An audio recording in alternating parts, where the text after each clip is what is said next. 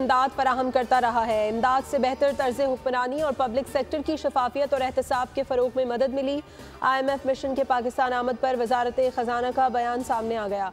कहा IMF वफ्द governance and corruption diagnostic assessment के लिए दौरा कर रहा है। वफ्द रियासत के 6 कलीदी शोबों में करप्शन कमजोरियों की संगीनी का जायजा लेगा।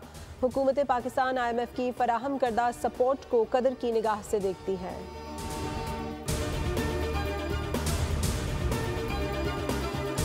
पाक बहरिया की अबद मशकों का तीसरा रोज़ अमली मुजाहरे की तकरीब का आगाज़। महफूज समंदर खुशहाल मुस्तकबिल के उन्वान से अमन डायलॉग का इनेकाद। मेहमान खुसूसी वज़ीर दिफा ख्वाजा आसिफ समेत शरीक ममालिक की बहरी अफवाज के चीफ ऑफ नेवल स्टाफ और दीगर ओहदेदार शरीक हुए। ख्वाजा आसिफ ने तकरीब से खिताब में कहा, हमारा इज्तिमाई फ़र्ज़ है कि समंदर की तजारत के तहफ़्फ़ुज़ के लिए मुश्तरका काविशें करें।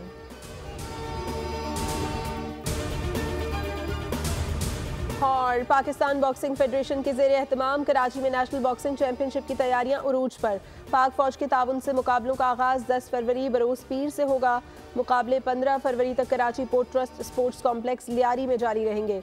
14 टीमें हिस्सा लेंगी। 140 मर्द और 112 ख़वातीन बॉक्सर्स हिस्सा लेंगी।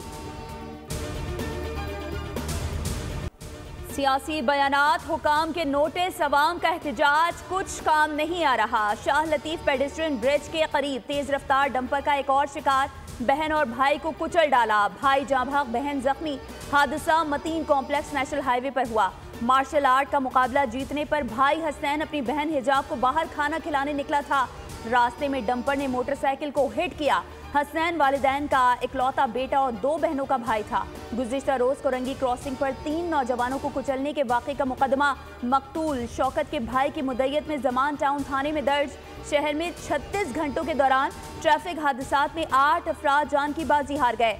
शहर में रवां साल ट्रैफिक हादसात ने 99 खानदान उजाड़ दिए।